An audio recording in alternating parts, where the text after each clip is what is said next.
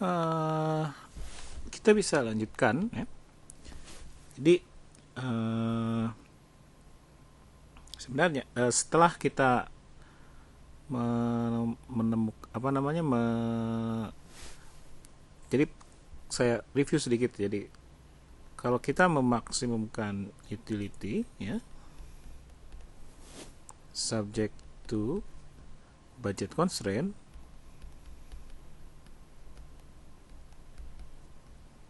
maka kita akan mendapat Marshallian demand ya. Ini Marshallian demand yang merupakan fungsi dari Px, Py dan M, dan juga Marshallian demand untuk Y yang merupakan fungsi dari Px, Py dan M. Nah, kalau misalkan si X star ini ya, ini kita masukin kembali ke dalam utility function. Jadi si dalam utility function, maka utility itu fungsi dari X star dan Y star. Oke. Dan kita tahu X star itu fungsi dari Px, fungsi dari Py dan fungsi M, dan juga Y star fungsi dari Px dan Pm, maka kita bisa tulis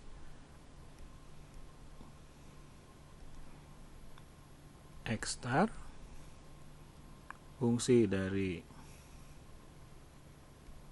Px, P dan M, dan juga Y star fungsi dari Px, P dan M. Oke, sehingga kita bisa tulis U itu fungsi dari Px, P dan M. Ini yang disebut dengan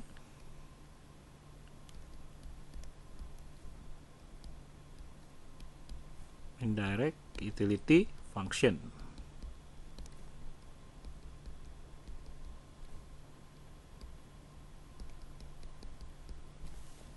Indirect utility function. Jadi indirect utility function itu bedanya, kalau indirect utility function itu fungsi dari Px, Py dan M, sementara direct utility function itu fungsi dari jumlah barangnya langsung ya.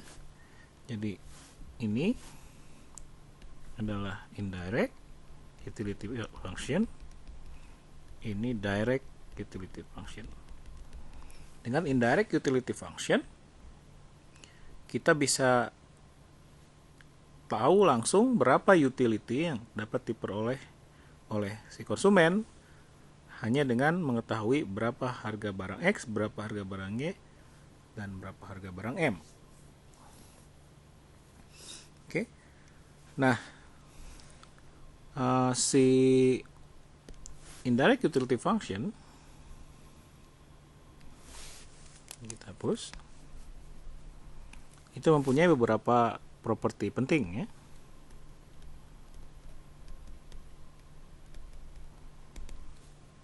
Yang pertama, dia increasing in income.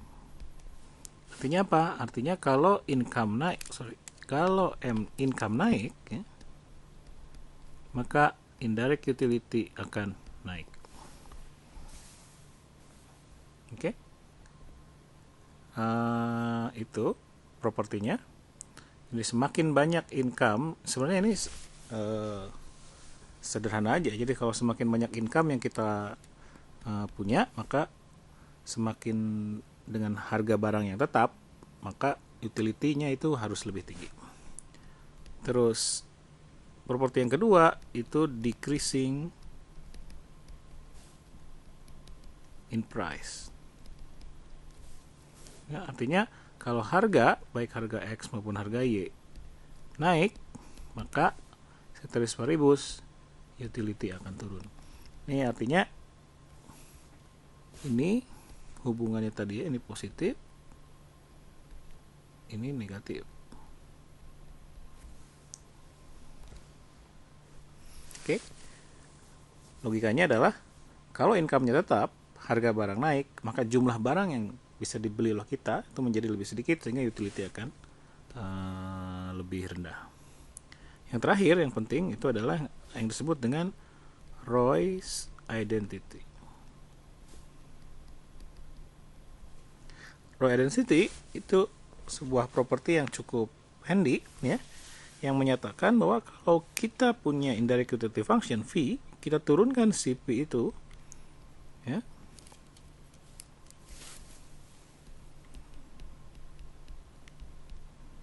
terhadap salah satu harga barang, katakanlah PX, kemudian kita bagi dengan turunan si V sama V tadi sama, ya, terhadap income, kemudian kita angka negatifkan, maka ini akan sama dengan X star. Nah, ini yang disebut dengan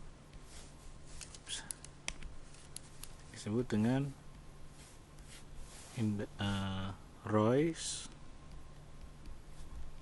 identity.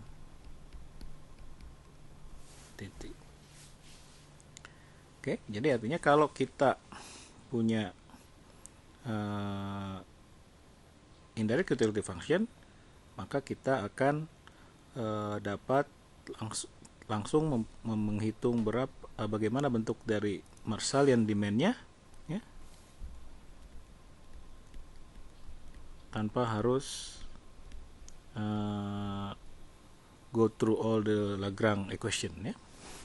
Supaya lebih memahami, mungkin ada baiknya saya kasih contoh yang pakai fungsi utility, ya. Nah, kita tahu kalau kita memaksimumkan fungsi utility COP12,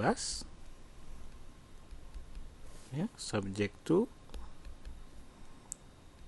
M harus sama dengan PX kali X ditambah P kali Y. Kalau kita selesaikan, kita selesaikan, ya. Kita sudah di kuliah sebelumnya kita sudah bahas, maka kita akan menemukan bahwa X star itu sama dengan alpha kali M per PX, kemudian Y star itu sama dengan 1 min alpha kali M per PY. Oke, ini Marshallian demand-nya. Nah, kalau misalkan kita ingin menuliskan bentuk indirect utility function-nya, maka kita masukin saja si X star ini ke dalam fungsi utility dan kita selesaikan. Kita tahu X star itu adalah alpha kali M per PX, kemudian kita pangkatkan alpha, kemudian ini kita pangkatkan 1 min alpha. Oke, kita selesaikan.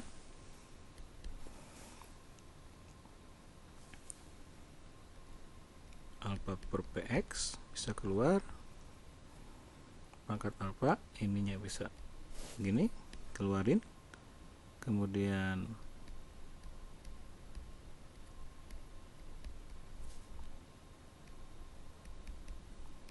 oke, kemudian kita bisa gabung.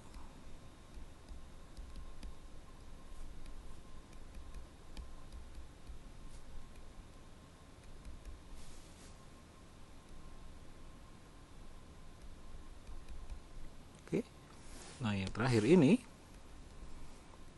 itu karena alpha ditambah 1 min alpha menjadi M. Oke, sehingga akhirnya indirect utility function, fungsi dari Px, Py, dan M itu adalah alpha per Px pangkat alpha kali 1 min alpha per Py plus 1 min alpha dikali M. Ini indirect utility function untuk Cobb-Douglas utility, ya.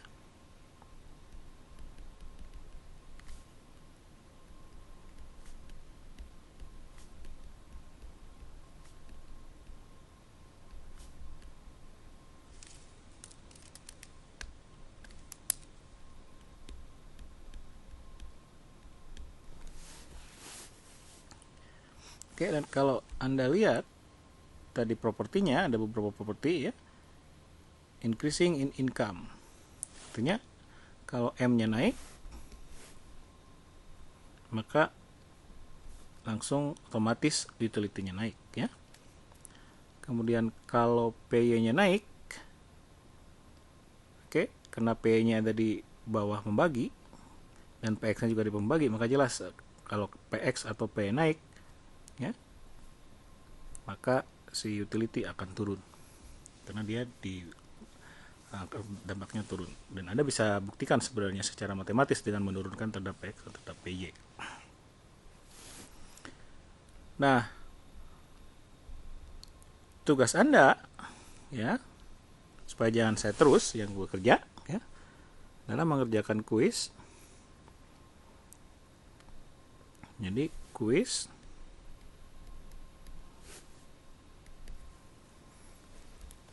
kuisnya adalah tunjukkan bahwa untuk kasus ini ROI identity berlaku. Artinya apa? Artinya kalau si delta P ini kita turunkan terhadap delta PX ya, kemudian kita bagi delta P dengan delta P terhadap delta M, kemudian kita negatifkan, itu harus sama dengan X star,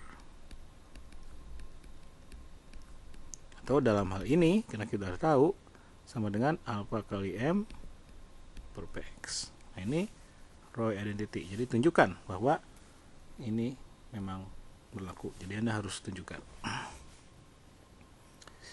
Oke. Nah, selanjutnya kita akan memberikan contoh kasus atau numerik ya, atau numerik ya, numerical example ya, dengan Cobb-Douglas. Oke, di sesi kali ini kita akan membahas tentang contoh ya, contoh dari indirect utility function ya,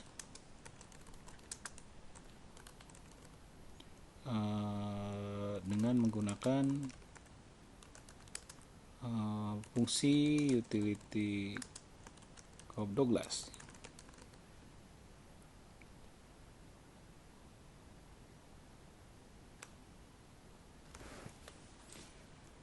Oke, karena ini fungsi utility Cobb-Douglas, maka Anda tahu bahwa fungsi Cobb-Douglas bentuknya itu fungsi dari salah satu parameternya adalah parameter alpha ya. Kita definisikan aja, misalkan alfanya 0,75 ya. Kemudian Anda tahu bahwa fungsi utility Cobb-Douglas ya, itu adalah X di pangkat alpha dikali Y di pangkat 1 min alpha. Nah, ini fungsi utility Cobb-Douglas. Oke, ini standar. Sekarang informasi yang juga kita perlukan selanjutnya adalah constraint ya, constraint yang kendala yang merupakan kendala anggaran ya, dan atau kendala anggaran ya, itu fungsi dari income ya. Constraint, tulis di sini constraint.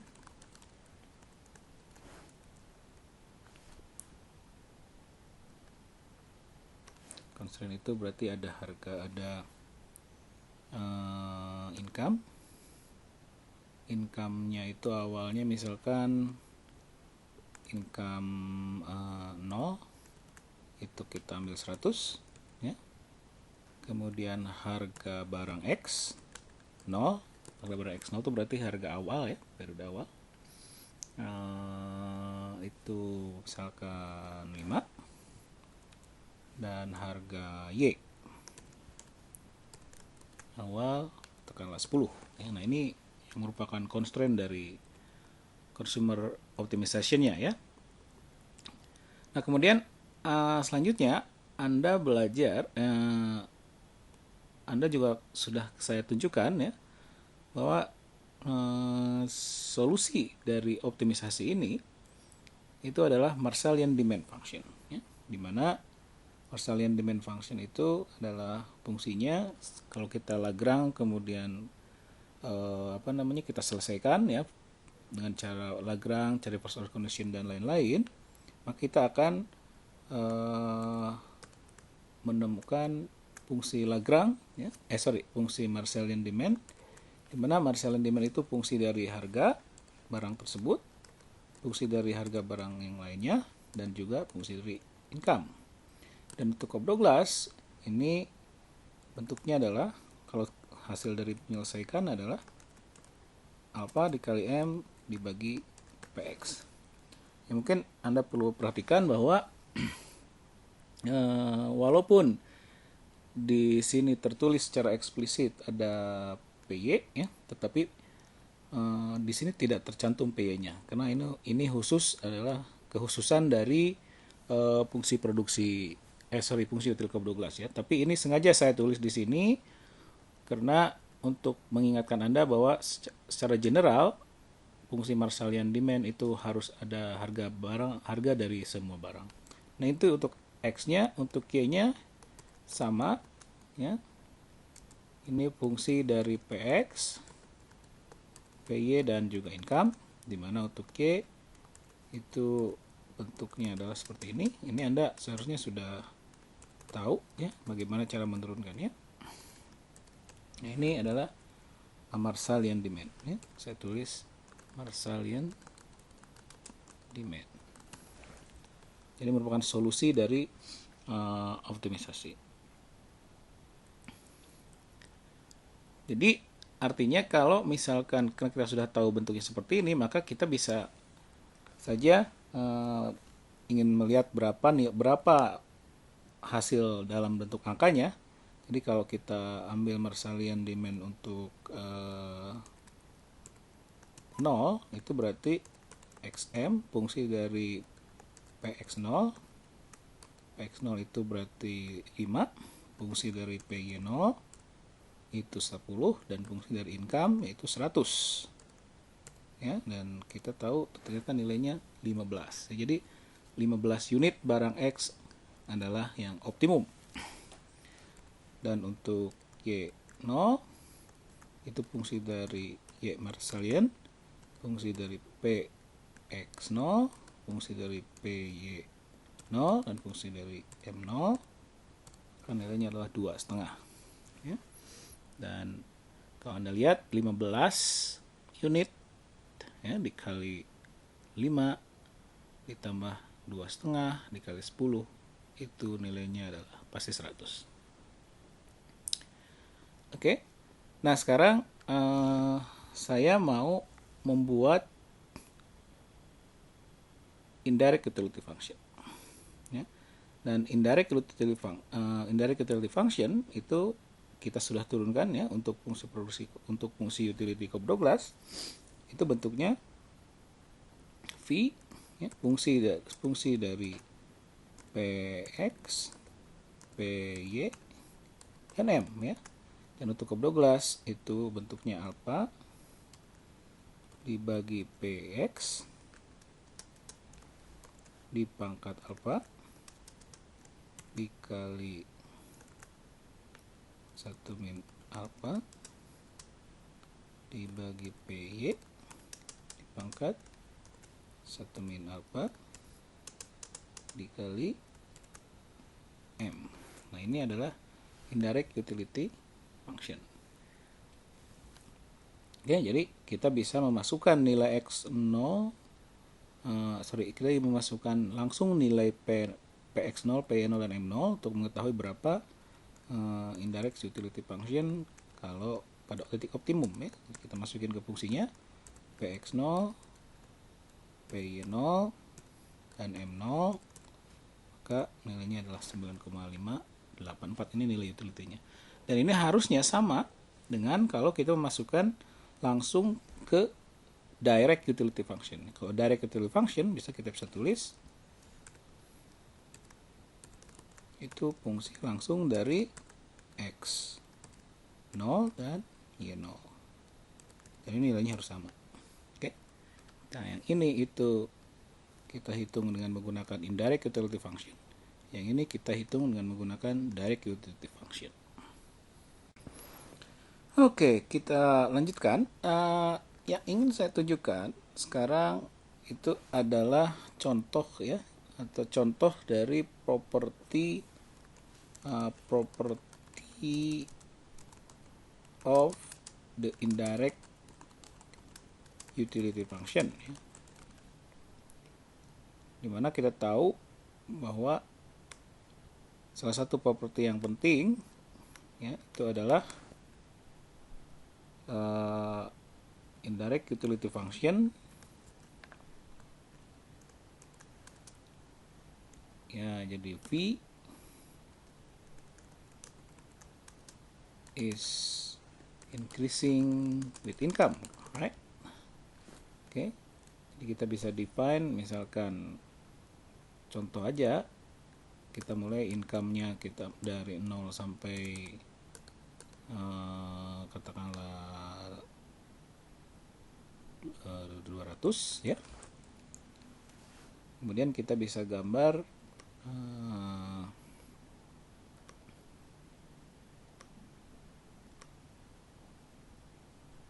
gambarkan di sumbu horizontalnya M income, kemudian di sumbu vertikalnya adalah indirect utility function. Oke. Untuk harga tertentu ya, jadi kita ambil aja harga 0, tetapi dengan income yang bervariasi, dan kita lihat dampaknya seperti ini. Jadi ini adalah menunjukkan bahwa indirect utility function itu increasing with income. Oke, semakin tinggi semakin. Nah, ini garis lurus. Ini garis lurus ini menunjukkan bahwa fungsi utility Cobb-Douglas itu bersifat homotetik ya. Jadi, dan ini juga kelihatan dari fungsinya ini ya, bahwa indirect utility itu proporsional terhadap income. Oke. Nah, sekarang kita lihat properti yang kedua ya. Properti yang kedua itu menunjukkan bahwa indirect utility function is decreasing in prices ya. Jadi kalau kita ambil salah satu harga aja ya, harga X, harga X-nya antara 0 sampai 50 misalkan ya. Kemudian kita gambarkan fungsi dari kita gambarkan indirect utility function-nya. Cuman sumbu horizontalnya kita jadikan harga di sini. Kemudian sumbu vertikalnya indirect utility function dengan harga ini, tetapi tentunya harga yang lain, yang variable yang lain harus kita anggap konstan. Jadi untuk P-nya kita anggap Y0, kemudian untuk income-nya kita anggap income yang 0. Nah, ini adalah gambar hubungan antara harga dengan indirect utility function, ada dengan utility. Jadi semakin tinggi harga ya semakin turun utility-nya. Jadi ini adalah properti dari indirect utility function untuk mengilustrasikan saja.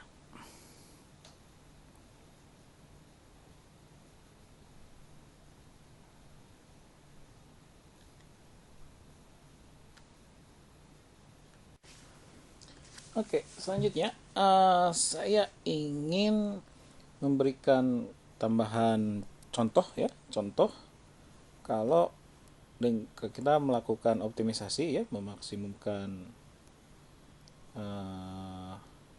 utility, tapi utility-nya bukan Cobdoglas ya, kita ambil contoh yang lain ya untuk tambahan pengetahuan ya. Itu utility CS ya. CS-nya itu ada banyak bentuknya, cuman bentuk yang saya gunakan ini bentuk yang cukup standar ya. Seperti ini.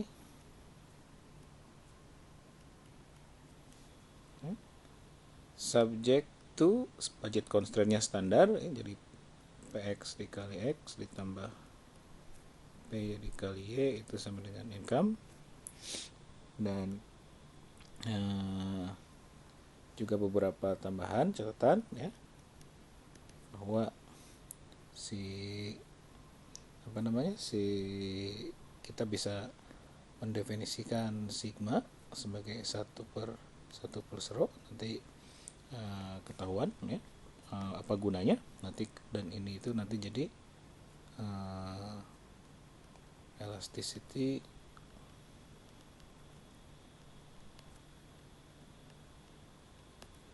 of substitution. Oke, bagaimana cara menyelesaikannya? Standar. Ini kita selesaikan dengan Lagrange function, dimana ini sama dengan X min row tambah Y min row pangkat 1 min row tambah lambda M min Px kali X min Py kali Y. Jadi ini Lagrange-nya. Kemudian kita cari first order condition-nya.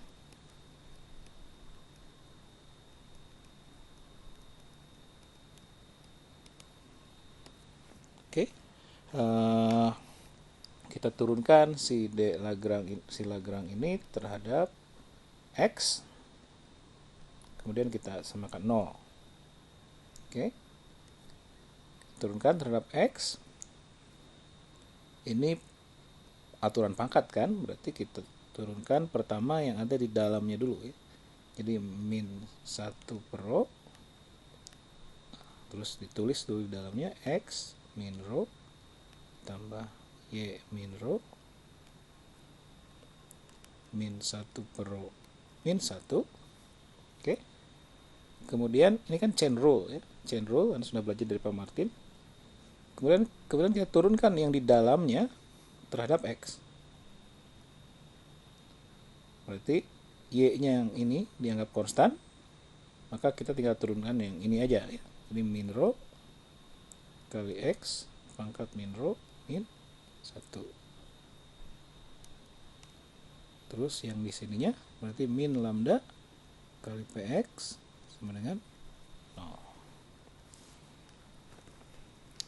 Oke, nah ini ada beberapa yang kita bisa sederhanakan. Kenapa? Karena kalau Anda lihat di sini ada min 1 per row, di sana ada min row. Berarti ini kita bisa coret. Ya. Dan kita sederhanakan menjadi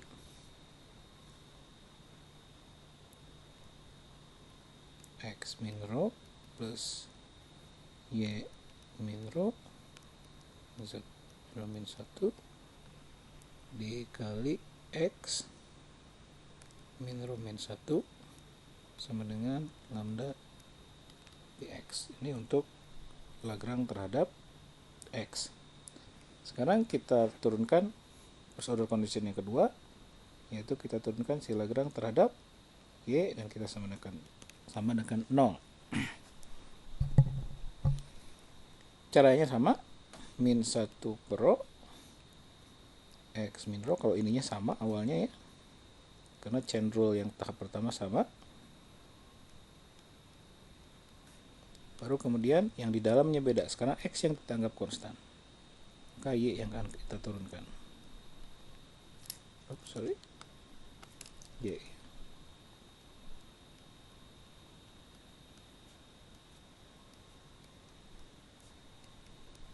Oke. Sama, ini kita bisa coret, ini kita bisa coret. Oke, jadinya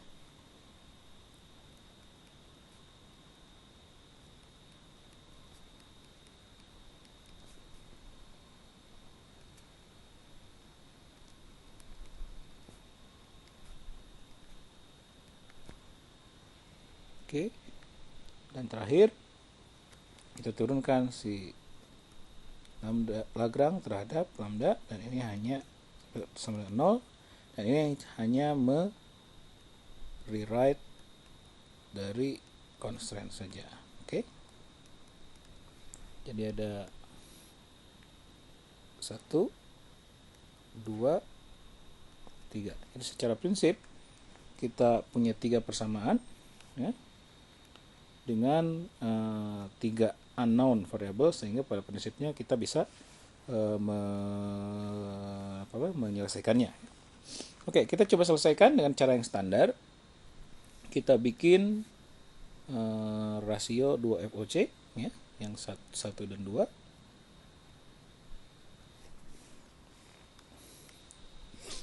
Dan Anda tahu ini dari 1, 2 ya, 1 dan 2 ini kelihatan bahwa lambdanya akan hilang ya. Lambdanya akan hilang. Dan juga karena bagian pertamanya sama, nah yang ini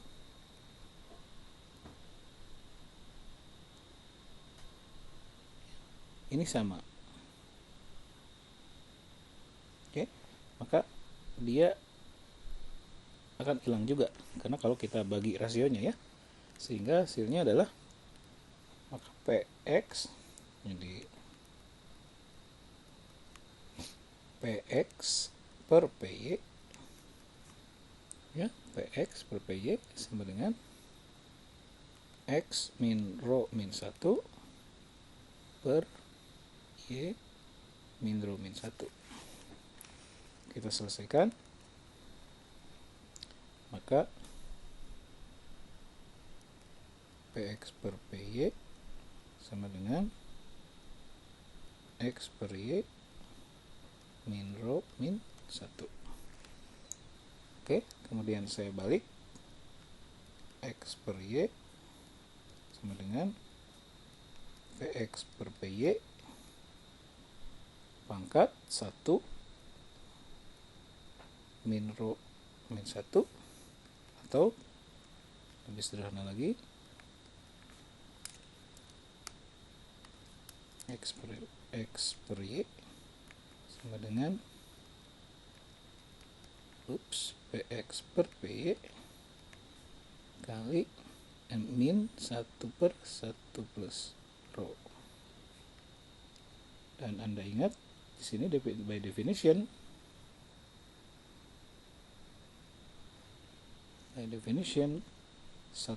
per 1 plus rho itu adalah sigma atau elasticity of substitution. Jadi saya bisa tulis X per Y sama dengan PX per PY kali min sigma. Ya, ini penting, harus saya kotakin ya. Sebenarnya ini juga menunjukkan elasticity of substitution kan. Ini artinya kalau rasio harga naik 1%, maka rasio X Y akan turun sigma persen. Oke, nanti kita bahas lagi ya. Jadi ini sebenarnya ini juga menunjukkan homotheticity ya.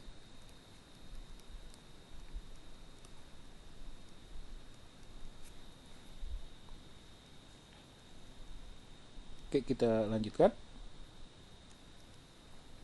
Nah, kita akan coba masukin persamaan ini ke dalam satu persamaan yang belum dipakai, yaitu persamaan ini, persamaan constraint ya, persamaan constraint.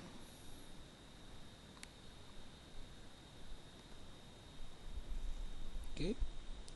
Nah, constraint itu, budget constraint itu M sama dengan PX kali X plus PY kali Y. Oke, kita coba substitusikan X-nya ya. Sehingga dari sini kita akan coba bikin, berarti X sama dengan Y kali PX per PY. Sekarang kita lebih gampang kita jadiin sigma aja. Kemudian kita masukin ini ke budget constraint.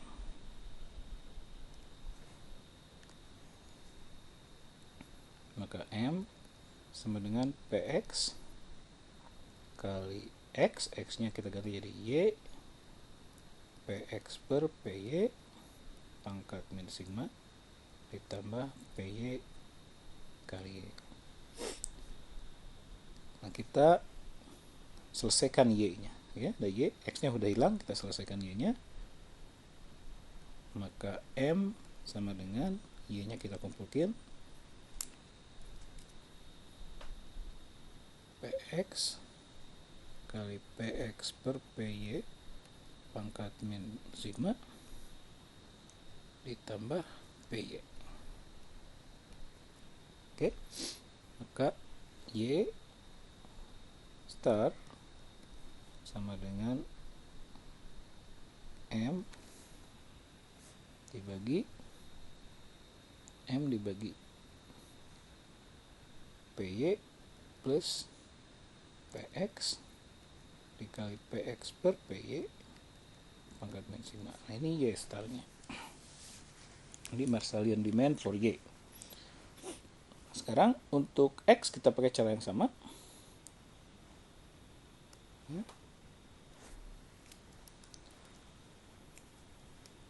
Untuk X kita tahu dari persamaan ini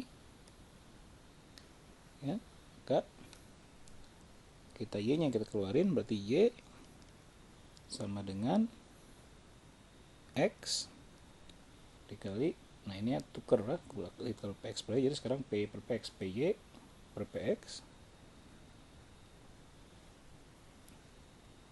PY per PX pangkat min sigma. Jadi ini yang akan kita masukin ke dalam persamaan constraint.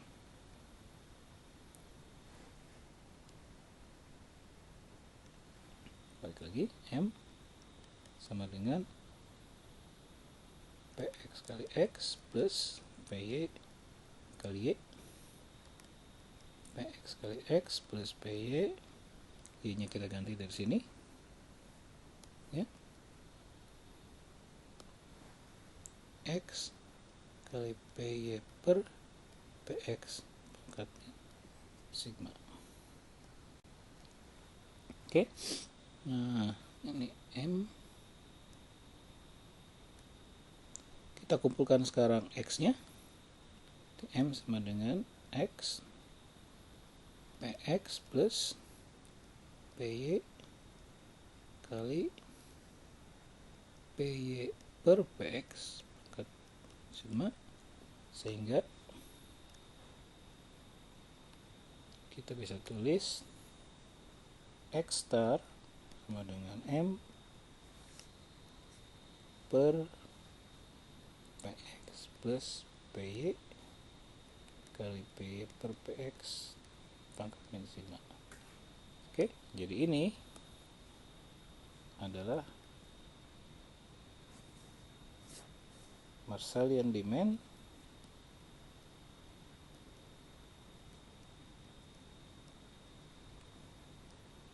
untuk CES utility function.